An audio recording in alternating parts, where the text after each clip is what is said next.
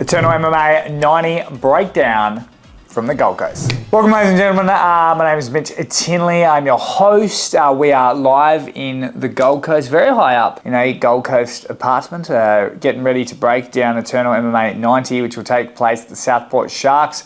November 29th, main card will be on UFC Fight Pass. Does feel a little bit weird to have a light set up and then a tripod with all your windows open high up on a balcony in the Gold Coast.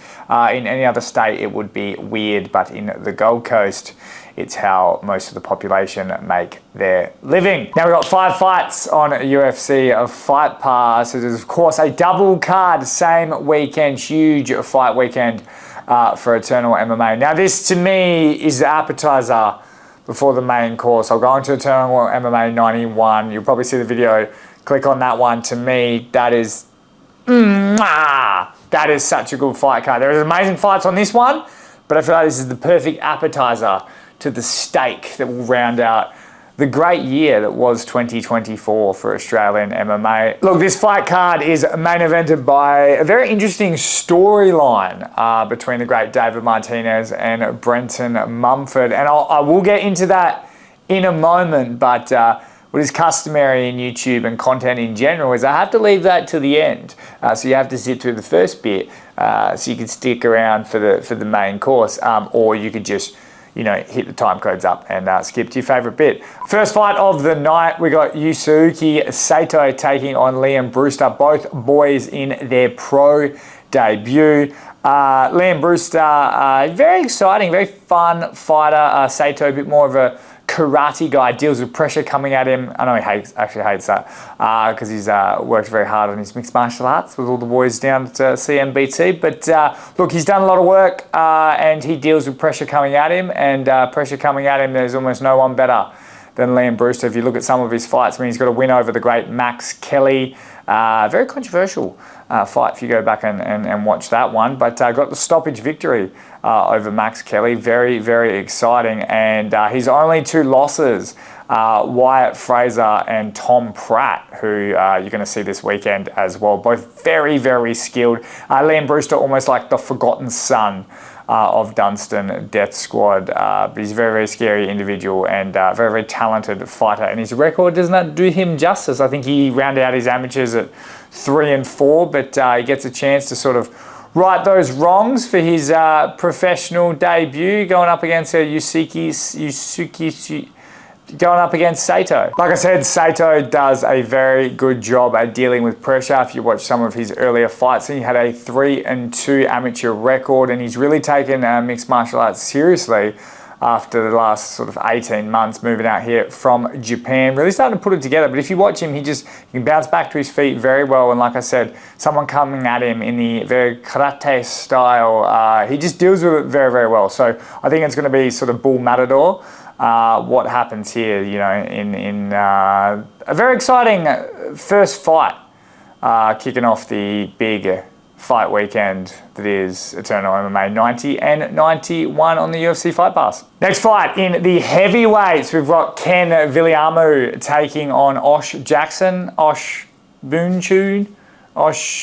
Jackson with an X. He's a very hard man to find research on because his name is different in just about every single fight. But look, at the end of the day, 2 big, huge heavyweights that can put each other to sleep. Ken Viliamu first popped into my head when he took on Credence Anderson. That was a real back and forth, just blunt force trauma. Look, Osh Jackson, I think he's going by now. I will find out his real name, I promise. He's mixed it up with the tougher boys, trained with them a few times and whatnot. And I think now he's at CMBT as well. And Ken Viliamu is just as tough as nails, man. Look, it's going to be one of those fights where any of those boys can put each other to sleep. And if I had to put a bet, I would say it does not make it out of the first round. The next fight, this one is a sleeper fight for me. Now, if you were like a pro scout, like at the UFC or the PFL or Bellator or whatever you are, I'd be watching this fight. So you got 3-0 Alistair Volders, who's one of the most interesting characters out of Absolute MMA. He's very awkwardly hilarious. We've had him on the show before. All 3 fights have come by stoppage. And look, he fights tough guys. If you look at their record, he sort of fights them early on. But Volders just fights who is put in front of him, and he stops every single one of them. He took out Viliamu, who that was a very similar fight to how I'm leading into this one. Like, it was a very exciting who's going to kind of move on to the next level. And he really put the old whooping on Mr. Sharapov. So look, Alistair Volders, I think, look, he can finish the fight in any which way he would like. I think he's got some very, very good grappling, but I would expect this to stay standing. Ethan Mitchell is one of the scariest 0-1 guys I think that has ever been around. I think the man's been training ever since he was about 10 years old. And look, trains out of Team Compton, under, of course, Steve Compton, Elliot Compton, Blair Bragg, who you see this weekend as well, Tom Noland, Don Marfan, Stewie Nickel. Like, he's got absolutely studs around him. He actually, fun fact, had to pull out of, I think it was Eternal in Perth, where we saw, was it 87 or 89? I don't know. Where we saw Harry Webb take on Kevin Cophamel, because Ethan Mitchell was supposed to take on Kevin Cophamel, but he ended up having to pull out for medical reasons. So yeah, he's 0-1 in a fight that I actually think he beat Taser Malone. Sorry, I do. But yeah, so he's 0-1, and like I said, one of the scariest guys, one of the most talented guys, one of the most hyped up guys at 0-1. Watch him, he's like super silky smooth on his feet. I think he's got a purple belt in jiu-jitsu, so it's like he knows what he's doing on the ground as well. And once again, Volders, no slouch. Mixes it up with Jack Jenkins, UFC's Jack Jenkins, of course. Joseph Luciano is off at off of Bellator now. All the uber talented guys under Simon Carson. Alistair Volders is definitely one to watch. Hasn't really gotten the shine, probably because he seems like a little bit autistic, but he's hilarious and he's incredibly violent for a man that is just so happy-go-lucky. So that's kind of, in a weird way, my fight to watch, I would say, for Eternal MMA 90. Next fight, a super underrated flyweight coming up against a super, not overrated, because he's as good as they say he is. So, appropriately rated.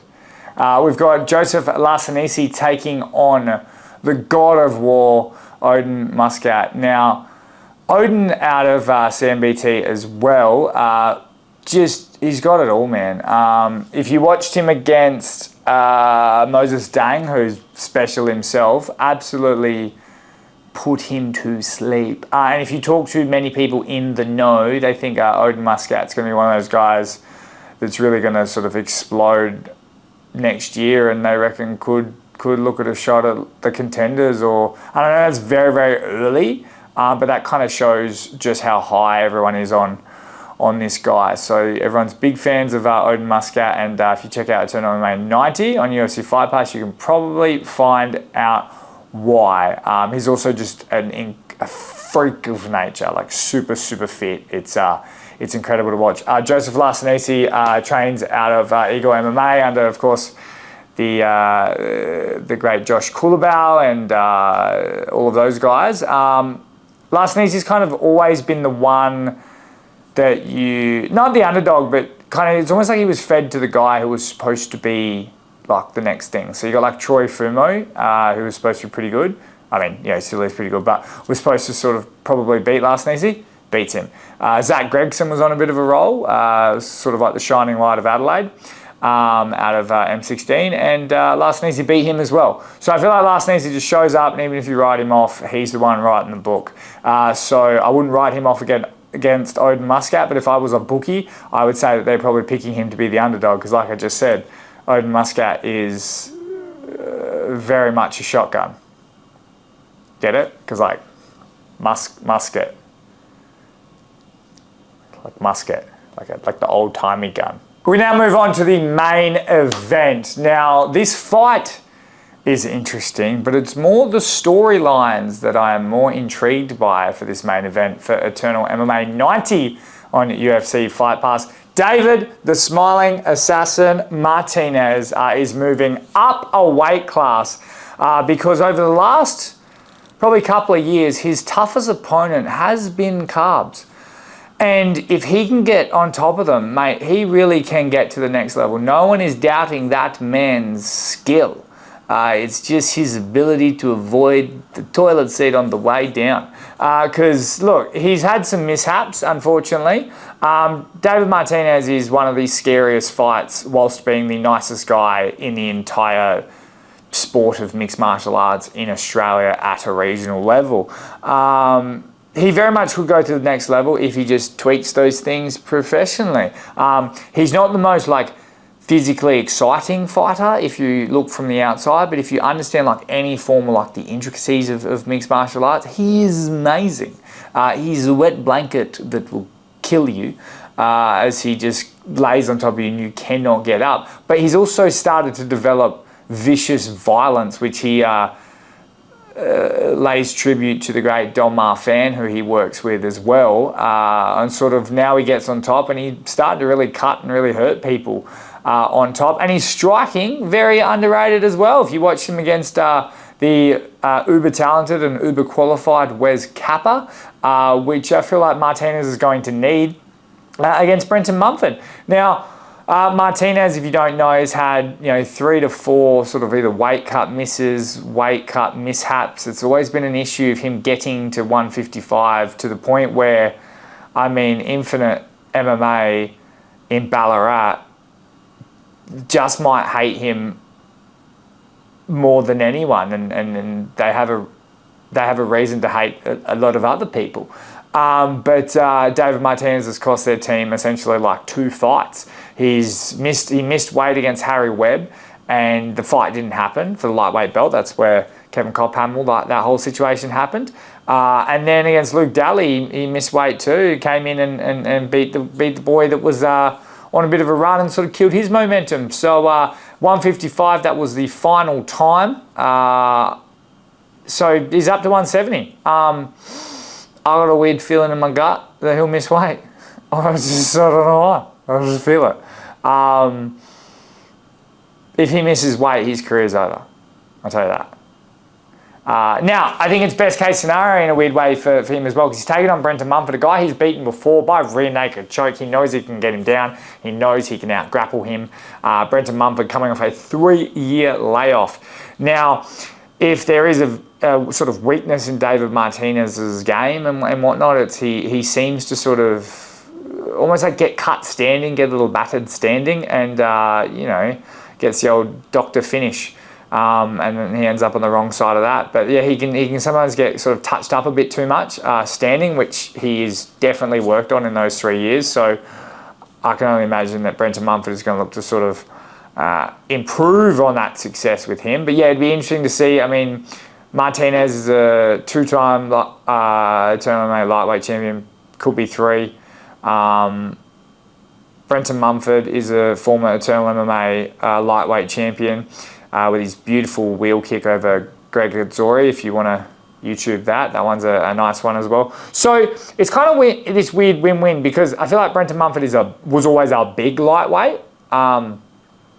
So Martinez is going up to welterweight to take on a guy that he's beaten at lightweight. So it's kind of it's not like you're throwing him to Oden Bates or something.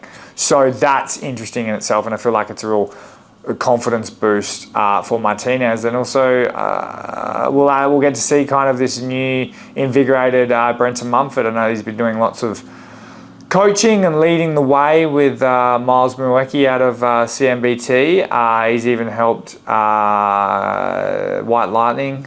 Christian Lapham? Is it Christian Lapham? Yeah. Yeah. Even helped him, sort of guide him in his little journey and whatnot. So it's obviously reignited the fire. So I'll be very intrigued in this. What does the man have coming back after 3 years, and can Martinez be a professional? So I feel like they're the storylines heading into Eternal MMA 90. Before I go, Australian MMA _ obviously subscribe, all that sort of stuff.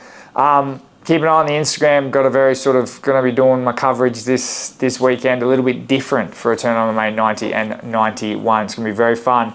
It's going to be very exciting. And check back tomorrow, Eternal MMA 91. I'll have a bit of a preview and we'll chat about the Eternal MMA 90 weigh-ins, where hopefully Mr. Martinez comes in on championship weight. Thanks for watching. See you tomorrow. PRP Global and Vex have joined forces, so keep an eye out. Launching mid-November, they've got a new Vex website and new MMA fightwear range releasing shortly. Vex, designed for combat and worn by the best in Australia.